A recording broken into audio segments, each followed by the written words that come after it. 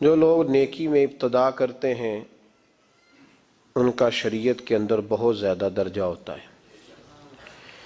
جو پہلے آتے ہیں اور سبقت لے جاتے ہیں نیکیوں میں، اللہ اور اللہ کے رسول کی بارگاہ میں ان کے بڑے مرتبے ہیں۔ کچھ لوگ انتظار کرتے رہتے ہیں کہ سارے لوگ جائیں گے تو پھر ہم جائیں گے، سارے لوگ نیکی شروع کریں گے تو پھر ہم کریں گے۔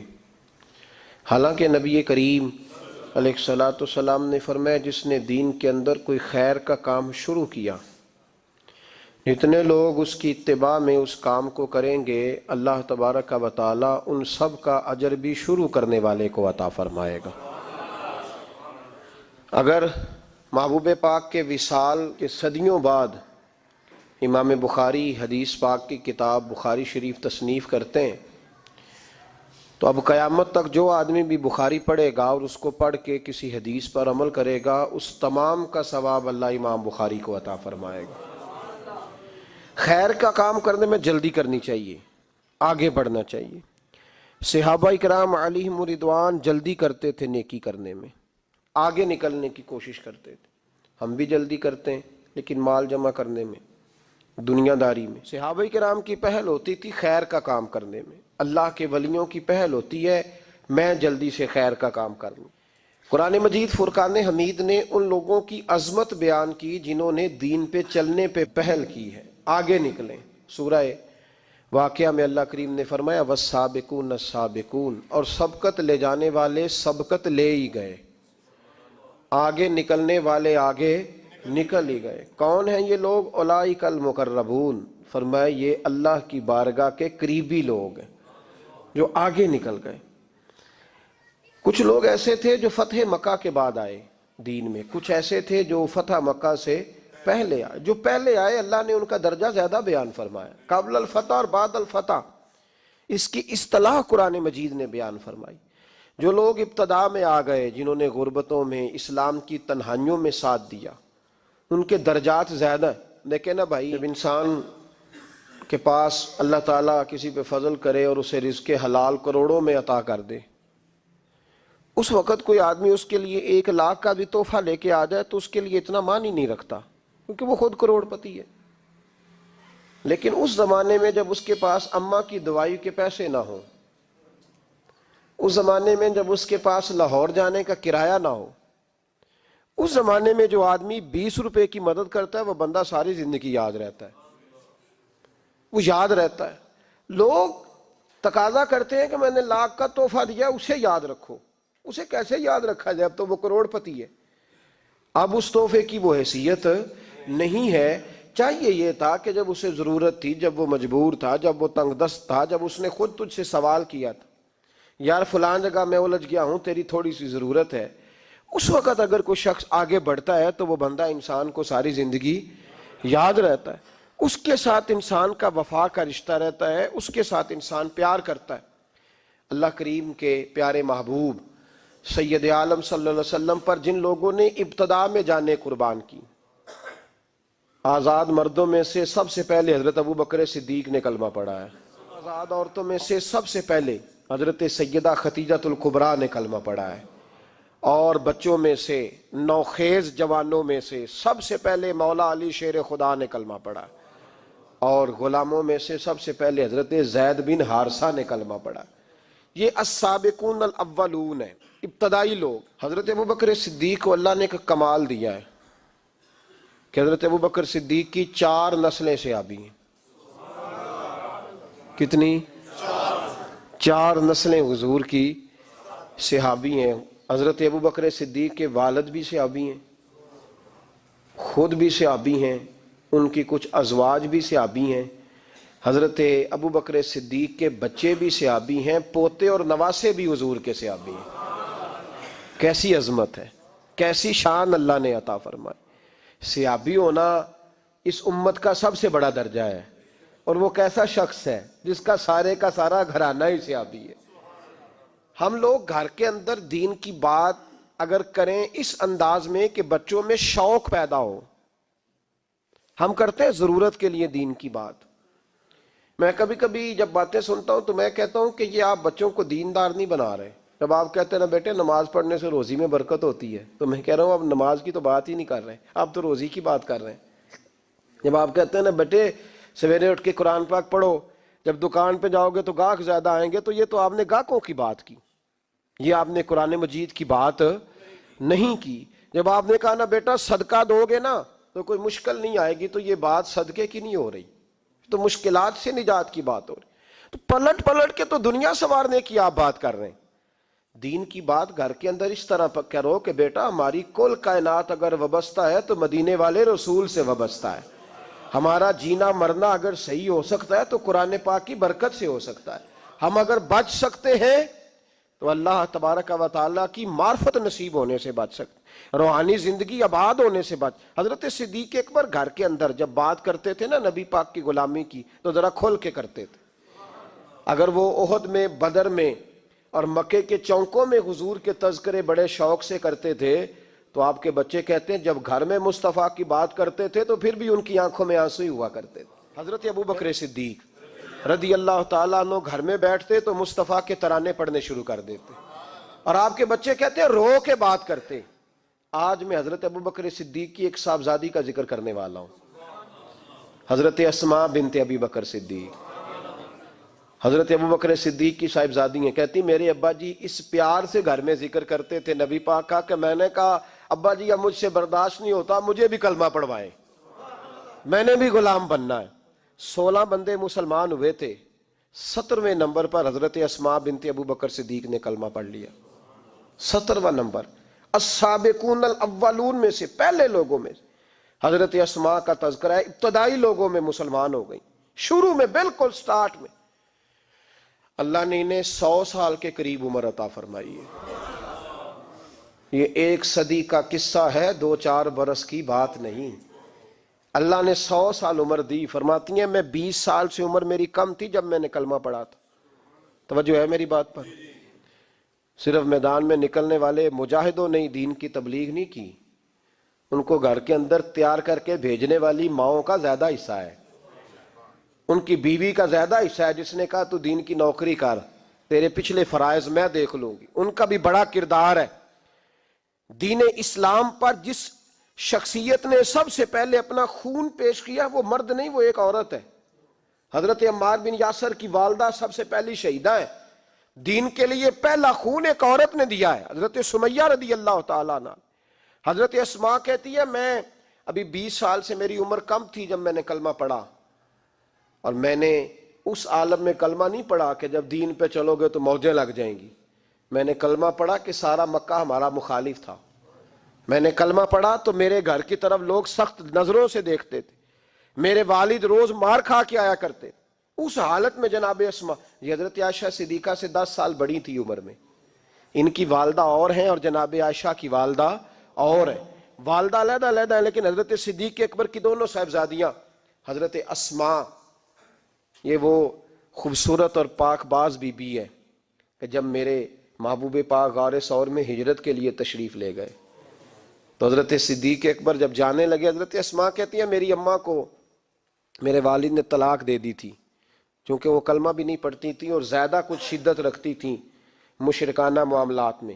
کچھ لوگ تو کہتے ہیں حضور کے اعلان نبوت سے پہلے ہی جناب صدیق اکبر نے انہیں علیحدہ کر دیا تھا، لیکن حضرت اسماء فرماتی ہیں کہ میرے والد نا مجھ سے ذرا زیادہ محبت کرتے تھے، میرے والد ذرا مجھ سے، کیونکہ میری والدہ موجود نہیں تھی تو حضرت صدیق اکبر زیادہ پیار کرتے۔ لیکن حضرت اسماء کا یہ بھی کمال دیکھیں، بخاری شریف میں حدیث موجود ہے، حضرت اسماء کہتی ہیں میری مشرکہ ماں مجھ سے ملنے آئی کئی سالوں کے بعد، دروازے کے باہر آ کے اماں نے آواز دی اسماء تیری ماں آئی ہے، تو حضرت اسماء تیزی سے اٹھی، ماں ملی ہے نا کئی سالوں کے بعد، لیکن جا کے بغل گیر نہیں ہوئی، بلکہ اماں دروازے پہ تھی تو جناب اسماء نے اندر سے کنڈی لگا لی، دوڑ کے اٹھ کے کنڈی لگائی اور کہا جاؤ حضرت عائشہ صدیقہ کو میرا پیغام دو کہ محبوب سے پوچھ کے بتائیں کہ مشرکہ ماں آئی ہے، اگر نبی پاک کہیں گے تو اماں سے ملوں گی، اس لیے کہ میرا سارا کچھ میرے نبی سے وابستہ ہے، میرا سارا کچھ محبوب کے قدموں سے وابستہ ہے، حضور اجازت دیں گے، یہ بخاری مسلم میں موجود، پھر ملوں گی۔ تو حضرت اسما کا جب پیغام گیا تو نبی پاک علیہ السلام نے فرمایا وہ مشرک آیا تو خود ہی اللہ اس سے پوچھ لے گا، اسما سے کہو تمہاری تو ماں ہے نا، تم تو ملے نا، میرا ابا جی ظالم ہی بڑا ہے، حضرت جی آپ کو نہیں پتا بڑے ظالم ہیں، انہوں نے میرے ساتھ بڑی زیادتیاں کی ہیں۔ او بھائی، میرے محبوب سے بھی ایک صحابی نے کہا تھا یا رسول اللہ آپ کہتے ہیں والدین کی فرما برداری کرو، تو اگر والدین ظلم کریں، والدین اگر ظلم کریں، میرے محبوب کی زبان سے ایک حرف بھی کبھی فضول نہیں نکلا، بلکہ رب جب فرماتا تھا تو محبوب بولتے تھے۔ اس نے ایک دفعہ کہا حضور اگر والد ظلم کرے، تو نبی پاک نے 3 دفعہ فرما او یظلمو او یظلمو او یظلمو، اگر وہ ظلم بھی کریں ظلم بھی کریں ظلم بھی کریں تو پھر بھی تو نے ماں باپ کی فرما برداری کرنی۔ 3 دفعہ محبوب نے ارشاد فرما۔ حضرت اسما کہتی ہیں حضور نے فرمایا تیری تو والدہ ہے نا، تو میل۔ پھر پیغام بھیجا کہ یا رسول اللہ وہ کچھ تحفے بھی لائی ہیں، اگر اجازت ہو تو قبول کروں؟ فرمایا تیرے لیے اجازت ہے۔ حضرت اسما اتنی مضبوط مسلمان تھی کہ اماں مشرکہ تھی، لیکن اس کے قریب جانا انہوں نے پسند نہ کیا جب تک حضور اجازت نہ دے۔ فرماتی ہیں جب میرے ابا جی ہجرت کے لیے جانے لگے نا غار ثور پہ، تو میری ڈیوٹی لگا گئے، کہنے لگے بیٹی تو بڑی ہے، پیچھے ذرا خیال رکھنا۔ کہتی ہیں 60,000 دینار تھے گھر میں، والد گرامی جب گئے تو ہر چیز ہی ساتھ لے گئے، ایک پیسہ نہیں چھوڑ کے گئے۔ کہتی میرے دادا نابینا تھے حضرت ابو قحافہ، بعد میں مسلمان ہو گئے، وہ آئے اور آ کے کہنے لگے اسما تیرا ابا سارا کچھ لے گیا ہے، کچھ چھوڑ کے بھی گیا ہے۔ تو کہتی ہیں میں پریشان ہو گئی، کیا جواب دوں، دادا جی بوڑھے یہ تو احتجاج کریں گے۔ کہتی ہیں کہا نہیں نہیں بڑی خیر ہے، بڑا کرم ہے۔ کہا نہیں مجھے بتا کچھ چھوڑ کے گیا ہے، مجھے امید نہیں ابو بکر کچھ چھوڑ کے جائے گا، اور جب محمد ابن عبداللہ صلی اللہ علیہ وسلم پہ خرچ کرتا ہے تو ہر چیز ہی لٹا دیتا ہے، بتا کچھ چھوڑ کے گیا ہے؟ تو حضرت اسما کہتی دادا جی بوڑھے تھے تو مجھے تجویز آئی، میں جلدی جلدی سے اٹھی، چھوٹے چھوٹے روڑے میں نے کہ گھڑے میں رکھے، اس کے اوپر میں نے ٹاٹ ڈال دیا، میں نے کہا دادا جی پیسے ہیں، ان کا بازو تھام کے تو میں نے وہاں لگا دیا ٹاٹ کے اوپر۔ کہتی ٹاٹ کے اوپر لگایا، یہ نہیں بتایا نیچے کیا، میں نے کہا یہ دیکھیں، کہنے لگی اچھا اچھا ٹھیک ہے، میں نے یہ نہیں کہا پیسے ہیں، غلط بات بھی نہیں کی، اے دیکھیے۔ کہتی ہیں دادا جی کو تسلی ہو گئی، وہ مطمئن ہو گئے، وہ مطمئن ہوئے تو میری آنکھوں میں آنسو آ گئے، میں رو پڑی۔ میں نے کہا دیکھو رب کریم اس عمر میں مجھ سے کیسی خدمتیں لے رہا۔ جوان بیٹی، یہ ہمارا ہنستا بستا شہر ہے اور سارے اپنے ہیں ہم آپس میں، لیکن کسی کی جوان بچی اس محلے دار سے جس کو وہ بچپن سے جانتی ہے، کونے میں جوان بچی 20-22 سال کی اگر ماچس لینی چلی جائے تو شور ہو جاتا ہے، وہ بیٹی نکل آئی ہے جی، ابا جی شام کو گھر آئے تو محلے دار غیبت کریں گے، بیٹی تیری جوان وہاں کھڑی تھی آج سبزی لینے آئی تھی ماچس لینے، ابا درہ نکال لیتا ہے، بیٹی کیسے باہر چلی گئی؟ بھئی اپنا محلہ ہے، سارے اپنے لوگ ہیں، کیوں پھر بھی نہیں جا سکتی؟ کیسے گئی؟ 5413 فٹ اونچی غار ہے غار ثور، اور جب ہم وہاں جاتے ہیں تو تجربہ کار حاجی مشورہ دیتے ہیں، کہتے ہیں سویرے سویرے جانا فجر کی نماز کے وقت، ورنہ دوپہر میں جانا بڑا مشکل ہوتا ہے۔ 3 بوتلیں بغل میں پانی کی، رستے میں 4-5 جگہ جو ہے وہ بیٹھنے کی جگہ بنی ہوئی ہے، وہاں ڈھابے ہیں چائے کے، بوتل کے، پانی کے، رستے بن گئے۔ لیکن جب حضرت صدیق اکبر نبی پاک کو لے کے گئے، کوئی رستہ نہیں تھا، دشوار گزار گھاٹی تھی، کہنے لگے محبوبہ آپ کو تکلیف ہوگی، آپ میرے کندھوں پہ بیٹھ جائیں، پباں پہاڑ قدم نہیں جے لاؤندا تے 100 پہاڑ تے چڑھیا جاندا، او پیا جاندا جے یار نبی دا، اے اصلی دلدار نبی دا۔ حضرت صدیق اکبر حضور کو لے گئے اور ڈیوٹی لگائی، فرمایا اسما میں نہیں چاہتا، پریشانی جتنی مرضی ہے، ایمرجنسی جتنی مرضی ہے، پر میری محبت گوارا نہیں کرتی کہ حضور سرکے اور کھجور پہ گزارا کریں، بیٹے تازہ کھانا پکا کے پہنچانا ہے۔ 5413 فٹ اونچی غار اور دن کو ڈر آئے۔ حضرت اسما کہتی ہے میں روز تازی روٹی پکاتی، کھانا تیار کرتی، جب دنیا سو جاتی تو میں پہنچا کے آتی۔ کون حضرت ابوبکر صدیق کی محبت کا اندازہ کرے گا؟ کون اس گہرائی تک جائے گا؟ حضرت اسما کہتی ہے ایک دن کپڑا ہی کوئی نہیں تھا گھر میں، عورتیں نا سینہ بند باندھا کرتی تھی، عرب کے لوگ کھلے کپڑے پہنتے تھے تو کمر بند باندھتی تھی، اسے نطاق کہتے تھے۔ حضرت اسما کہتی ہے میں نے اسے پھاڑا، آدھے میں روٹی باندھ لی اور آدھا میں نے کمر کے ساتھ باندھ لیا، جب لے کے گئی نا، یہ بخاری ہے، تو حضور نے دیکھا، حضرت ابو بکر نے دیکھا کہ بیٹے یہ تو سینہ باندھ ہے. کہا ابا جی آدھا وہاں ہے آدھا میں نے باندھا ہوا ہے. تو محبوب نے فرمایا تو ذات النطاقین ہے، تو دو کمر بند والی ہے. فرماتی ہیں میرا نام ہی پڑ گیا اس سے، دو کمر بند والی. حضرت اسماء روز کھانا پہنچاتی، محبت بڑے امتحان لیتی ہے.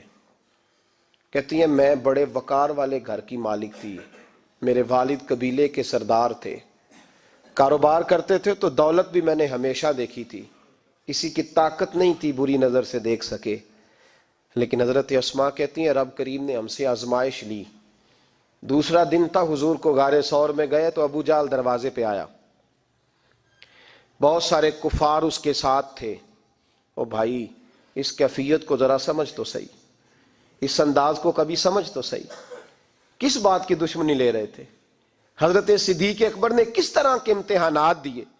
سارے کفار کٹھے ہو کے کہتی ہیں میرے دروازے پہ آ گئے، دستک دی، میں باہر آئی. ابو جہل کہنے لگا کہاں گیا ہے تیرا والد محمد ابن عبداللہ کو لے کے صلی اللہ تعالی علیہ وسلم، کہاں گئے؟ جناب اسماء کہتی ہیں اب میرے لیے بڑی مشکل ہو گئی، جھوٹ بولتی ہوں تو شریعت نہیں بچتی، سچ بتاتی ہوں تو وفا نہیں بچتی، کدھر جاؤں؟ کہتی ہیں پیروں میں زنجیریں ہیں، غلط بات کیسے کروں؟ اس نے پھر پوچھا، بولتی کیوں نہیں، کہاں گئے؟ میں خاموش تھی. تیسری بار پھر پوچھا کہاں گئے ہیں وہ؟ جناب اسماء کہتی ہیں میں نے فیصلہ کر لیا، شریعت بھی بچانی ہے وفا بھی بچانی ہے، دونوں چیزیں بچیں گی. بولو کہاں ہے؟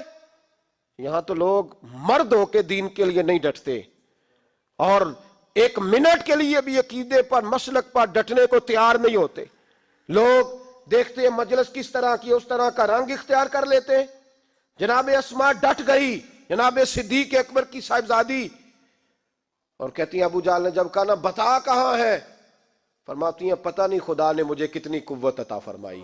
میں بولی اور بول کے کہا میں ابو بکر صدیق کی بیٹی ہوں، میں جھوٹ نہیں بول سکتی.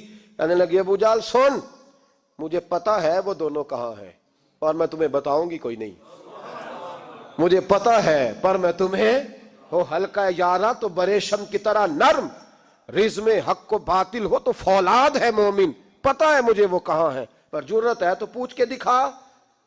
کہتی ہیں چونک تھا مکے کا اور میرا عزت والا گھرانہ تھا، اور ابو جہل نے بھرے بازار میں میرے منہ پہ تھپڑ مار دیا.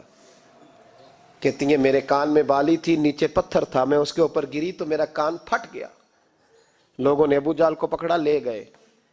فرماتی ہیں وہ آزمائش بھی میں نے دی، امتحان بھی دیا، پھر میں اندر آئی اور میں نے پھر اپنے اس بہتے ہوئے خون کو اپنے کپڑے کے ساتھ صاف کیا، منہ کو لپیٹا اور پھر میں کھانا پکانے لگی. کہتی ہیں اسی طرح کھانا پکایا، اسی طرح تیاری کی. غار ثور پہ جو پہنچی تو ابو بکر صدیق نے لپٹا ہوا منہ دیکھا. بیٹی کو تکلیف میں دیکھے اور پھر باپ رات سو جائے، یہ ہو نہیں نہ سکتا. تو کہا اسماء بیٹے چہرے کو کیا ہوا، کیا بات ہے؟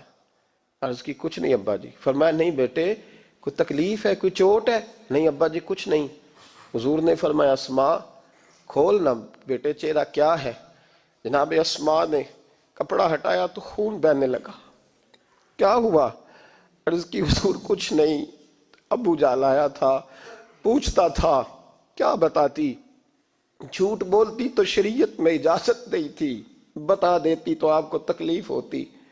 اس نے نا بڑے چوک میں تھپڑ مارا، میرا کان پھٹ گیا. حضور میں نے کچھ بتایا نہیں. نبی کریم سید عالم علیہ الصلوۃ والسلام کے ہاتھ اٹھے اور عجیب دعا دی حضور نے. کہا اللہ میں ابو بکر سے اور اس کے گھر سے راضی ہوں، تو بھی ان سے راضی ہو جا. حضرت اسماء بنت ابی بکر صدیق رضی اللہ تعالی فرماتی ہیں اس انداز میں قربانیاں دیں. پھر ایک وقت آیا، فرماتی ہیں میرے گھر میں دولت تھی، مال تھا، میں نے بڑا کچھ دیکھا تھا، لیکن میرے لیے رشتہ آیا نبی پاک کی پھوپھی کے بیٹے کا، حضرت زبیر بن عوام. یہ حضور کی پھوپھی کے بیٹے بھی ہیں اور جو 10 صحابہ کو حضور نے جنت کی بشارت دی اس میں بھی شامل ہے. حضور نے فرمایا میرا حواری ہے زبیر بن عوام، اور 10 مبشرہ صحابہ میں شامل ہے. لیکن گھر میں غربت تھی، تنگ دستی تھی، مجبوری تھی. جناب اسماء کہتی ہیں میرے ابا جی نے کہا بیٹا تیرے لیے رشتہ آیا ہے. میں نے کہا کس کا؟ کہا حضور کی پھوپھی کے بیٹے زبیر بن عوام کا. کہتے میں نے تھوڑی دیر کے لیے سوچا کہ وہاں تو بڑی غربت ہے. تو جناب صدیق اکبر نے اگلا جملہ کہا, فرمایا تمہیں پتہ ہے رشتہ بھیجا کس نے؟ کہا ابا جی کس نے؟ کہا مصطفیٰ کریم نے. جناب اسماء کہنے لگی پھر آپ کو مجھ سے پوچھنا نہیں چاہیے تھا, پھر حضور نے پسند کیا ہے, محبوب نے, اتنے میرے نصیب. حضرت اسماء کہتی ہے میں اس گھر سے گئی تھی جہاں 3 غلام ہر وقت ہوتے تھے, اور یہ بخاری مسلم میں آپ کو ملے گا. بیٹیوں کی تربیت ہم کرتے ہیں تو کہتے ہیں اوہ سسرال میں کام کرنا پڑتا ہے, سویرے اٹھنا پڑتا ہے, ایسے کرنا پڑتا ہے. سنو جناب صدیق اکبر رئیس مکہ اور مدینہ کی بیٹی فرماتی ہیں میں جب زبیر بن عوام کے گھر میں گئی تو میں آٹا بھی گوندتی تھی, میں کپڑے بھی دھوتی تھی. محبوب نے میرا رشتہ کرایا نا. فرماتی ہیں میں چکی بھی پیستی تھی. فرماتی ہیں زبیر بن عوام نے گھوڑا رکھا ہوا تھا, وہ جب باہر جاتے تو میں گھوڑے کے لیے چارہ بھی کاٹ کے لاتی تھی, میں اس گھوڑے کو بھی سنبھالتی تھی. میرے ہاتھوں میں چھالے پڑ جاتے. ایک دن میرے ابا جی نے دیکھ لیا. ابو بکر صدیق بڑے پریشان ہوئے. کہتی ہیں انہوں نے جا کے محبوب کی بارگاہ میں عرض کی حضور اگر آپ اجازت دیں تو میں زبیر کو ایک غلام نہ دے دوں, میری بیٹی کام کرتی ہے, اس کے ہاتھوں میں نے چھالے دیکھیں, ایک غلام نہ دے دوں. ڈائریکٹ حضرت زبیر بن عوام سے نہیں کہا کہ تو اتنا کام کراتا ہے, جھگڑا نہیں کھڑا کر دیا. کہتی ہیں ایک غلام حضور کے ذریعے جناب ابو بکر صدیق نے بھیجا. اب وہ باہر کے کام سنبھالنے لگا, گھوڑے کو چارہ ڈال دیتا, کچھ سودا سلف لا دیتا. کہتی مجھے یوں لگا جیسے میں آزاد ہو گئی ہوں. غربت بھی تھی. زبیر بن عوام نیک بڑے تھے پر طبیعت کے ذرا سخت تھے. ایک دن ابا جی آئے تو میں نے کہا حضور اور تو کچھ چیز نہیں چاہیے, تھوڑی سختی ہے طبیعت میں. تو کہتے ہیں میرے والد نے یہ نہیں کہا میں پوچھوں گا, میں حضور سے بات کروں گا. کہنے لگے بیٹی صبر کر, بیٹی صبر کر, تیرا خامد نیک ہے, اگر تو اس کی رضا میں دنیا سے گئی تو رب تجھے بغیر حساب جنت عطا فرما دے گا. اور خامد کی پرہیزگاری بھی تو دیکھو نا بھائی, صرف دولتوں کی ضرورت ہے, صرف ان چیزوں کی ضرورت ہے, اس کی پرہیزگاری بھی دیکھو. اب اسماء کہتی ہیں اس کے بعد میں نے شکوہ نہیں کیا. اس کے بعد دوبارہ شکوہ, سخی بڑی تھی حضرت اسماء. حضرت عبداللہ بن زبیر آپ کے بیٹے تھے, کسی نے ان سے پوچھا کہ آپ کی والدہ کا کیا حال تھا, تو فرماتے میں اماں کو مصلے پہ چھوڑ کے گیا, عبادت کر رہی, عبادت گزار بڑی تھی, مصلے پہ چھوڑ کے گیا. فرماتے ہیں میں ظہر کے وقت گیا اور عصر کی نماز کے بعد آیا تو میری اماں ابھی بھی مصلے پہ بیٹھی تھی اور رب سے معافیاں مانگ رہی تھی. کہتے بڑی سخی تھی. اور میری خالہ سیدہ عائشہ بھی بڑی سخی تھی. حضرت عبداللہ بن زبیر فرمانے لگے دونوں میں ایک فرق تھا.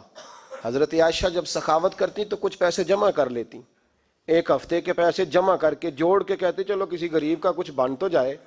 لیکن حضرت اسماء رکھتی نہیں تھی, کہتی تھی روز ہی دینے ہیں, چاہے ایک دینار بخاری میں موجود ہے. جب ان سے پوچھا گیا ایسا کیوں کرتی ہو تو کہتی ہے میں ایک دن نبی پاک کی بارگاہ میں نا کچھ پیسے دینے لگی تو میں نے 2-3 دفعہ گنے, کہا حضور جی کچھ دینار رکھ لیں. تو محبوب فرمانے لگے اسماء اللہ کے رستے میں گن گن کے نہ دے, ورنہ وہ بھی تجھے گن گن کے ہی دے گا.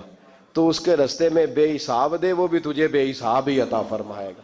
اور بچا بچا کے نہ رکھا کر, دے دیا کر. تو اس کے رستے میں دیتی رہے, رب بھی تجھے دیتا ہی رہے گا. ہم چونکہ گن گن کے دیتے ہیں نا, اس لیے ہم اس فلسفے کو سمجھتے نہیں. گن گن کے دے گے تو گن گن کے ملے گا, بے حساب دو گے تو اللہ بھی بے حساب ہی دے گا. حضرت اسماء کی سخاوت, پرہیزگاری. فرماتی ہیں کہ میں جب مدینہ منورہ ہجرت کر کے سب لوگ چلے گئے تو مسلمانوں کے گھر میں نا بیٹیاں ہی پیدا ہوتی تھیں. تو یہودی عورتوں نے شور کر دیا کہ ہم نے جادو کر دیا, ان کے ہاں بیٹا نہیں ہو سکتا. تو جناب اسماء بنت ابی بکر صدیق رضی اللہ تعالیٰ عنہ فرماتی ہیں سب سے پہلا بیٹا مدینے میں اللہ نے مجھے عطا فرمایا. کہتی ہیں میں نے کہا جاؤ اس کے نانا کو خبر کرو. نانے دادے پیار زیادہ کرتے ہیں, نانیاں دادیاں پیار زیادہ کرتے. تو کہتی ہیں کہ میں نے نا کہا جاؤ نانا کو خبر کرو. تو کہتے جناب صدیق اکبر دوڑے آئے تو پہلے دن کا بچہ ہی اٹھا کے لے گئے. ابا جی بات تو سنے, میں ٹھہر جا سن لیتے. کہتے لپیٹا میرے عبداللہ کو لے گئے اور سارے مدینے کی گلیوں میں شور کر او یہودیوں نکلو باہر دیکھو, تم کہتے تھے جادو کر دیا ہے, اللہ نے ہمیں بیٹا عطا فرما دیا ہے, دیکھو اللہ نے بیٹا دیا. کہتی ہیں پھر سارا مدینہ گھما کے نا تو مصطفیٰ کے پاس لے گئے. کہا یا رسول اللہ دیکھیں اللہ نے نواسا دیا ہے. کہتی ہیں میرے بیٹے ابھی میں نے دودھ بھی نہیں پلایا تھا, میں نے کہا لے گئے ابا جی اور واپس بھی نہیں لائے. کہتے ہیں حضور کے پاس جب لے کے پہنچے تو نبی پاک نے کھجور منہ میں رکھی, اسے دانتوں کے ساتھ اس طرح چبایا کہ ذرے ذرے میں حضور کا لواب دہن شامل ہو گیا. وہ کھجور حضور کے لواب دہن میں گویا گون دی گئی. فرماتی ہیں اس کو نکال کے تو محبوب نے میرے بیٹے کو گٹی عطا فرمائی, عبداللہ نام رکھا. حضرت اسماء کہتی ہے جب واپس آئے میں نے کہا ابا جی میں نے تو ابھی اسے دودھ بھی نہیں پلایا تھا. تو کہنے لگے مبارک ہو, اس کے سینے میں جو سب سے پہلی غذا گئی ہے وہ میرے نبی کا لواب دہن گیا ہے. حضرت عبداللہ بن زبیر جوان ہوئے, ابھی 7-8 سال عمر کی تھی کہ تو ان کے والد حضرت زبیر بن عوام حضور کے پاس لے گئے. کہنے لگے یا رسول اللہ اسے بیعت بھی کر لیں.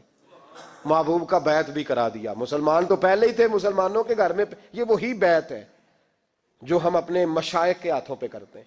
اس کی اتنی اہمیت ہے کہ حضرت زبیر بن عوام نے 6-7 سال کا بچہ بھی محروم نہیں رہنے دیا, حالانکہ کلمہ تو وہ شروع سے پڑھتے تھے. یہ بیعت اگر کلمے کی ہوتی تو وہ تو پہلے پڑھ رہے تھے. یہ وہی بیعت ہے جو ہم اپنے بزرگوں کے ہاتھوں پہ کرتے ہیں کہ کوئی بندہ بغیر مرشد کے اور بغیر پیر کے رہ نہ جائے. حضرت زبیر بن عوام نے بیعت بھی کرا دیا. فرماتی ہیں اب یہی بچے جوان ہوئے. حضرت زبیر بن عوام تو جلدی وصال کر گئے. حضرت عبداللہ بن زبیر فرماتے ہیں میری اماں کی عمر 100 سال کے قریب ہوئی, نابینا ہو گئی تھی دونوں آنکھوں سے. میں کپڑے لا کے دیتا تھا تو حضرت اسماء کا طریقہ یہ تھا کپڑے کو ہاتھ لگا کے دیکھتی. 100 سال کی بوڑھی اماں ہاتھ لگاتی, کہتے بیٹے باریک ہے. محبوب نے بیبیوں کو چھپ کے رہنے کا حکم دیا ہے, ان کو نا تھوڑا موٹا کر کے لا. کہتے اماں جی آپ نے ہاتھ سے دیکھا ہے, صحیح ہے آپ پہن لے. تو کہتے میری اماں رو پڑتی, کہتے بیٹا بی بی کا زیور اس کا پردہ ہوتا ہے, تو مہربانی کر مجھے موٹا کپڑا لا کے دے تاکہ میں اپنے آپ کو چھپا کے رکھوں. میں نے چھپ کے زندگی گزاری ہے, میں چھپ کے اللہ کی بارگاہ میں جانا چاہتا ہوں, مجھے پردے دار رہنے. امام حسین رضی اللہ تعالیٰ عنہ کی شہادت کے بعد ان کا جھنڈا حضرت عبداللہ بن زبیر نے اٹھایا, انہی کا جھنڈا. یزید جب مر گیا تو مکے مدینے اور حجاز کے جو سارے علاقے تھے ان لوگوں نے حضرت عبداللہ بن زبیر کے ہاتھ پہ بیعت کی تھی, جو حضرت اسماء کے بیٹے تھے, جناب صدیق اکبر کے نواسے تھے. وہ خلیفہ بن گئے, امیر بن گئے مسلمان. دوسری سائیڈ پہ شام والی سائیڈ پہ عبد الملک بن مروان بنا.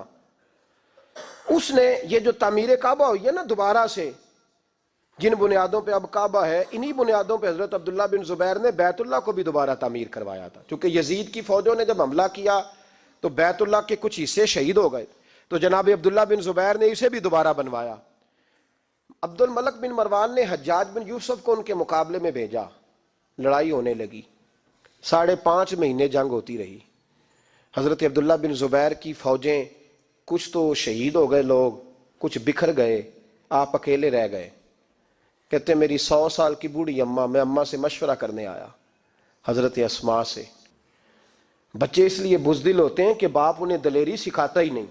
کہتے ہیں 100 سال کی بوڑھی اور نابینا اماں, کیوں نہیں بچے جہاد کے لیے تیار ہو رہے؟ مائیں کہتی ہیں شاید گھر میں رہیں گے تو موت نہیں آئے گی, شاید یہ اندر رہیں گے تو بچ جائیں گے. فرماتے 100 سال کی بوڑھی اماں سے جا کے کہا اماں اب تو میں تقریباً اکیلا رہ گیا ہوں, کیا کروں؟ تو کہتے میری ماں کہنے لگی حضرت اسماء بیٹے پہلے تو یہ بتا کہ تو حق پہ ہے کہ نہیں. میں نے کہا اماں ہوں تو میں حق پہ. تو کہنے لگی جا پھر میدان میں کھڑا ہو جا اور جا کے لڑ, جب تک رب کو منظور ہوگا تجھے زندگی دے گا. اور بیٹا یاد رکھ جسے شہادت ملتی ہے اسے بھی اللہ کی مدد کے ساتھ ہی ملتی ہے, شہادت بھی اللہ کی مدد سے ملتی ہے, میدان میں جا. تو کہتے میں نے اپنی اماں سے کہا اماں یہ جو حجاج ہے بڑا ظالم ہے, سنا ہے جب کسی کو قتل کرتا ہے تو لاش کے ٹکڑے ٹکڑے کر دیتا ہے, وجود سارا کاٹ ڈالتا ہے. تو کہتے میری اماں میرے کندھے پہ تھپکی دے کے کہنے لگی بیٹے بکرے کو صرف ذبح ہوتے وقت تکلیف ہوتی ہے, جب اس کھال اتاری جائے تو کوئی تکلیف نہیں ہوتی, جب اس کا گوشت بنایا جائے تو کوئی. تو بیٹے گھبرانا نہ, رہنا میدان کے اندر, دیکھنا میں تجھے بھاگتا ہوا نہ سنوں, جا میرا بیٹا اللہ تیری مدد کرے گا. حضرت عبداللہ بن زبیر کہتے ہیں میری ماں کی گفتگو نے میرے وجود کو فولاد کر دیا. فرماتے جذبہ جہاد میری اماں نے میرے سینے میں بھر دیا.